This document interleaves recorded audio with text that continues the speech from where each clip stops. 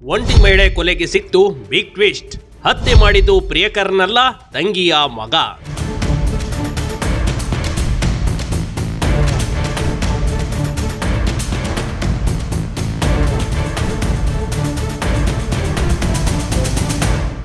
ಇತ್ತೀಚೆಗೆ ಬಾಗಲಕೋಟೆ ಜಿಲ್ಲೆ ಜಮಖಂಡಿಯಲ್ಲಿ ನಡೆದಿದ್ದ ಒಂಟಿ ಮಹಿಳೆ ಕೊಲೆ ಪ್ರಕರಣಕ್ಕೆ ಬಿಗ್ ಟ್ವಿಸ್ಟ್ ಸಿಕ್ಕಿದೆ ಕಣ್ರಿ.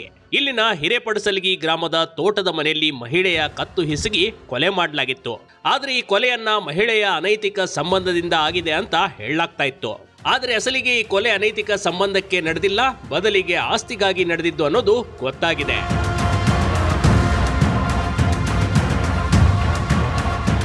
ಹೌದು, ಮಹಿಳೆಯನ್ನ ಹತ್ಯೆ ಮಾಡಿದ್ದು ಬೇರಾರೂ ಅಲ್ಲ, ಮೃತ ಮಹಿಳೆಯ ತಂಗಿಯ ಮಗ ಹಾಗೂ ತಂಗಿಯ ಮಗಳ ಗಂಡ ಸೇರಿ ಆಸ್ತಿಗಾಗಿ 40 ವರ್ಷದ ಯಮನವ್ವಳನ್ನ ಕೊಂದು ಹಾಕಿದ್ರು.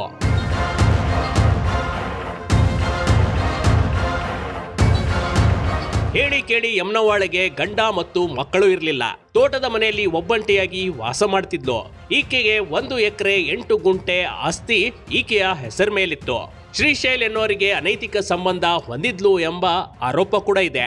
ಆಗಾಗ ಶ್ರೀಶೈಲ ಮತ್ತು ಯಮನವ್ವಳ ಮಧ್ಯೆ ಗಲಾಟೆ ಆಗ್ತಿತ್ತು.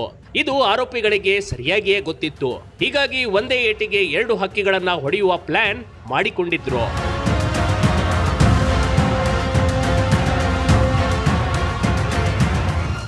ಆ ದಿನ ಮೃತ ಯಮನವ್ವಳ ತಂದೆಯ ತಿಥಿ ಕಾರ್ಯ. ಯಮನವ್ವಳ ಮನೆಯಲ್ಲಿ ಮಲಗಲು ಇಚ್ಛೆ ವ್ಯಕ್ತಪಡಿಸಿದ ಆರೋಪಿಗಳು. ಆ ದಿನ ಯಮನವ್ವಳ ತಂದೆಯ ತಿಥಿ ಕಾರ್ಯ ಇತ್ತು ಕಣ್ರಿ. ಹೀಗಾಗಿ ತಡರಾತ್ರಿ ಜೀವರ್ಗಿಯ ತಂಗಿ ಮಗ ಶರಣಗೌಡ ಪಾಟೀಲ್ ಹಾಗೂ ಜಗದಾಳದ ತಂಗಿಯ ಮಗಳ ಗಂಡ ಬಸಪ್ಪ ರಬಕವಿ ಇಬ್ಬರು ತಿಥಿ ಕಾರ್ಯಕ್ಕೆ ಮನೆಗೆ ಬಂದಿರ್ತಾರೆ. ಆದ್ರೆ ಇಬ್ರು ಮರ್ಡರ್ಗೆ ಪ್ರೀ ಪ್ಲಾನ್ ಸಿದ್ಧಪಡಿಸಿಕೊಂಡೇ ಬಂದಿದ್ರು. ಯಮನವ್ವಳಿಗೂ ಯಾರೂ ಇರ್ಲಿಲ್ಲ ಕಣ್ರಿ. ಆಕೆ ಸತ್ತರೆ ಎಲ್ಲ ಆಸ್ತಿ ತಮಗೆ ಸೇರುತ್ತೆ ಅಂತ ತಂಗಿ ಮಗನ ಪ್ಲಾನ್ ಆಗಿತ್ತು. ಹೀಗಾಗಿ ಆ ರಾತ್ರಿ ಊಟ ಮಾಡಿ ಶರಣಗೌಡ ಮತ್ತು ಬಸಪ್ಪ ತಮ್ಮ ಚಿಕ್ಕಮ್ಮಳ ಜೊತೆ ಮಲಗ್ತೀನಿ ಅಂತ ಹೇಳ್ಕೊಳ್ತಾರೆ. ತಡರಾತ್ರಿ ಆಗಿದ್ದರಿಂದ ತಂಗಿ ಮಕ್ಕಳು ಅಂತ ಯಮನವ್ವ ಅವರಿಗೆ ಅಲ್ಲೇ ಮಲಗಲು ಹೇಳ್ತಾಳೆ. ಅಡುಗೆ ಕೋಣೆಯಲ್ಲಿ ಯಮನವ್ವ ಮಲಗಿದ್ರೆ ಹಾಲ್ನಲ್ಲಿ ಇಬ್ರು ಆರೋಪಿಗಳು ಹೊಂಚು ಹಾಕಿ ಮಲಗಿಕೊಳ್ತಾರೆ.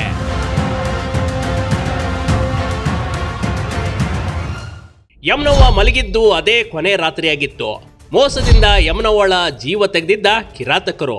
ಆರೋಪಿಗಳಲ್ಲಿ ಒಬ್ಬ ಮಧ್ಯರಾತ್ರಿ ಎದ್ದು ಹೊಟ್ಟೆ ನೋವು ಅಂತ ಹೇಳಿ ಯಮನವ್ವಳಿಗೆ ಎಬ್ಬಿಸ್ತಾನೆ. ಆಗ ಯಮನವ್ವ ಕೂಡ ಲಿಂಬೆ ಜ್ಯೂಸ್ ಮಾಡಿ ಅವರಿಗೆ ಕುಡಿಸ್ತಾಳೆ. ಹಿಂದಿನಿಂದ ಒಬ್ಬ ಬಂದು ಆಕೆಯನ್ನ ಗಟ್ಟಿಯಾಗಿ ಹಿಡಿದುಕೊಳ್ತಾನೆ.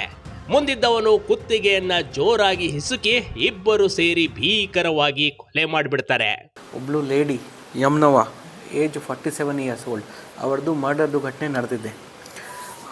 ಅವರು ಸ್ವಲ್ಪ ಈ ಇನ್ಸಿಡೆಂಟಲ್ಲಿ ಇಬ್ಬರು ಆರೋಪಿ ಭಾಗಿಯಾಗಿದ್ದರು. ಇಬ್ಬರಿಗೆ ನಾವು ಈಗಾಗಲೇ ಅರೆಸ್ಟ್ ಮಾಡಿದ್ದೀವಿ. ಅವರು ಒಪ್ಕೊಂಡಿದ್ದಾರೆ. ಅವರು ಯಾವ ರೀತಿ ಮಾಡಿದ್ದಾರೆ ಅದರ ಬಗ್ಗೆ ಕೂಡ ನಮಗೆ ಡಿಟೇಲ್ ಆಗಿ ಹೇಳಿದ್ದಾರೆ. 32 ವರ್ಷದ ಬಸಪ್ಪ ಮತ್ತು 20 ವರ್ಷದ ಶರಣಗೌಡ ಇಬ್ಬರು ಕೊಲೆ ಮಾಡಿ ರಾತ್ರೋರಾತ್ರಿ ಅಲ್ಲಿಂದ ಎಸ್ಕೇಪ್ ಆಗ್ತಾರೆ. ಬೆಳಗಿನ ಜಾವ ಮೊದಲು ಹಾರ್ಟ್ ಅಟ್ಯಾಕ್ ಆಗಿರಬೇಕು ಅಂತ ಜನರಿಗೆ ನಂಬಿಸ್ತಾರೆ. ಹೇಗೋ ತಮ್ಮ ಚಿಕ್ಕಮ್ಮನ ಅನೈತಿಕ ಸಂಬಂಧದ ಬಗ್ಗೆ ಅವ್ರಿಗೆ ಮೊದಲೇ ತಿಳಿದಿತ್ತು. ಹಿಂದಿನ ರಾತ್ರಿಯೇ ಶ್ರೀಶೈಲ್ ಮತ್ತು ಯಮನವ್ವಳ ಜೊತೆ ಗಲಾಟೆ ಕೂಡ ಆಗಿತ್ತು. ಇದನ್ನೇ ನೆಪ ಇಟ್ಕೊಂಡು ಪೊಲೀಸರ ಮುಂದೆ ಅನೈತಿಕ ಸಂಬಂಧಕ್ಕೆ ನಡೆದಿದ್ದ ಕೊಲೆ ಅಂತ ಬಿಂಬಿಸ್ತಾರೆ. ನಮ್ಮ ಚಿಕ್ಕಮ್ಮ ಯಾವುದೋ ಹುಡುಗನೊಂದಿಗೆ ಸಂಬಂಧ ಇಟ್ಕೊಂಡಿದ್ಲು, ಇದು ಶ್ರೀಶೈಲ್ಗೆ ಸಹಿಸಕ್ಕೆ ಆಗದೆ ಕೊಲೆ ಮಾಡಿರ್ಬೋದೆಂದು ಸುಳ್ಳು ಕತೆ ಕಟ್ತಾರೆ. ಪೊಲೀಸರ ತನಿಖೆಯ ದಾರಿ ತಪ್ಪಿಸುವ ಪ್ರಯತ್ನ ಕೂಡ ಇಬ್ರು ಸೇರಿ ಮಾಡಿರ್ತಾರೆ. 40 ಇಂದ 50 ವರ್ಷ ಒಬ್ರು ಮಹಿಳೆದು ಮರ್ಡರ್ ತರ ಡೆತ್ ಆಗಿದೆ ಅಂತ ಇನಿಷಿಯಲಿ ಮಾಹಿತಿ ಬಂತು. ನಮ್ಮ PSI, ನಮ್ಮ ಇನ್ಸ್ಪೆಕ್ಟರ್, ನಮ್ಮ DSP ಅವರು ವಿಸಿಟ್ ಮಾಡಿದಾಗ ನಮಗೆ ಮರ್ಡರ್ ತರ ಅಂತ ಡೆತ್ ಡೌಟ್ ಬಂತು. ಆ ವಿಚಾರವಾಗಿ ನಾವು ಸೀನ್ ಆಫ್ ಕ್ರೈಮ್ ಆಫೀಸರ್ಸ್ಗೆ ಕರೆದಿದ್ದೀವಿ. ಈಗ ಅವರು ಸೀನ್ ಇನ್ಸ್ಪೆಕ್ಟ್ ಮಾಡ್ತಾ ಇದ್ದಾರೆ. ನಾನು ಕೂಡ ಸ್ಪೀನ್ ವಿಸಿಟ್ ಮಾಡಿದ್ದೀನಿ. ಈ ವಿಚಾರವಾಗಿ ಮತ್ತೆ ಯಾವ ರೀತಿ ಆಗಿದೆ, ಆಫೀಸ್ ಏನಾಗಿದೆ, ನಾವು ಹೆಚ್ಚಿನ ತನಿಖೆ ಮಾಡ್ತಾ ಇದ್ದೀವಿ. ಪೊಲೀಸರು ಎಲ್ಲ ಆಯಾಮದಿಂದ ತನಿಖೆ ಮಾಡಬೇಕಾದ್ರೆ ಯಮನವ್ವಳ ಪ್ರಿಯಕರ ಶ್ರೀಶೈಲ್ ಗೊಂದಲ ಹೇಳಿಕೆ ಕೊಡ್ತಾನೆ.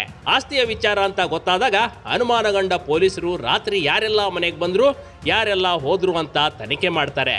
ಬಸಪ್ಪನನ್ನ ವಶಕ್ಕೆ ಪಡೆದಾಗ ಎಲ್ಲ ಮಾಹಿತಿ ಹೊರಬಿದ್ದಿತ್ತು ಕಣ್ರಿ. ಈಗ ತನಿಖೆ ಆದ ನಂತರ ಗೊತ್ತಾಗುತ್ತೆ ಯಾವ ರೀತಿ ಆಫೆನ್ಸ್ ಆಯಿತು. ಕೆಲವು ಜನಕ್ಕೆ ನಾವು ಡಿಟೈನ್ ಮಾಡಿದ್ದೀವಿ, ಬಟ್ ಆಸ್ ಸಸ್ಪೆಕ್ಟ್ ತರ ಅಷ್ಟೇ ಹೇಳಿದ್ದೀವಿ. ಈಗ ಇನ್ಸಿಡೆಂಟ್ ಗೊತ್ತಾದ ನಂತರ ನಮ್ಗೆ ಈಗ ಜಸ್ಟ್ 2-3 ಅವರ್ಸ್ ಅಷ್ಟೇ ಆಯಿತು. ನಮ್ಮವರು ಇನ್ವೆಸ್ಟಿಗೇಷನ್ ಮಾಡ್ತಾ ಇದ್ದಾರೆ. ಇನ್ವೆಸ್ಟಿಗೇಷನ್ ಆದ ನಂತರ ನಮ್ಗೆ ಯಾರ ಮೇಲೆ ಡೌಟ್ ಸಿಗುತ್ತೆ, ಏನ್ ಸ್ಟೋರಿ ಕನ್ಫರ್ಮ್ ಆಗುತ್ತೆ, ಅದ್ರ ಪ್ರಕಾರ ನಾವು ಮುಂದಿನ ಕೆಲಸ ಮಾಡ್ತೀವಿ. ಮಾಡೋ ತರಾನೇ ಅಪೀರ್ ಆಗ್ತಾ ಇದೆ. ಮಾಡೋ ಲೆಕ್ಕ ಹಾಕಿನೇ ನಾವು ತಗೋತಾ ಇದ್ದೀವಿ. ಆ ಸೀರಿಯಸ್ನೆಸ್ ಇಂದಾನೇ ಇನ್ವೆಸ್ಟಿಗೇಷನ್ ಮಾಡ್ತಾ ಇದ್ದೀವಿ. ಆಸ್ತಿಗಾಗಿ ಕೊಲೆ ಮಾಡಿರುವ ಬಗ್ಗೆ ತಪ್ಪು ಒಪ್ಪಿಕೊಂಡ ಕೊಲೆಗಾರರು.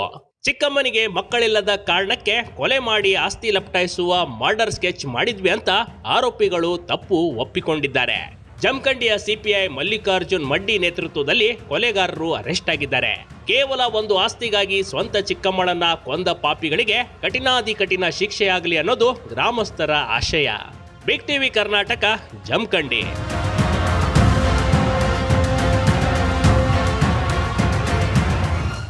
ಬಿಗ್ ಟಿವಿ ಕರ್ನಾಟಕ ಯೂಟ್ಯೂಬ್ ಚಾನಲ್ಗೆ ಈಗಲೇ ಸಬ್ಸ್ಕ್ರೈಬ್ ಮಾಡಿ. ಧನ್ಯವಾದಗಳು.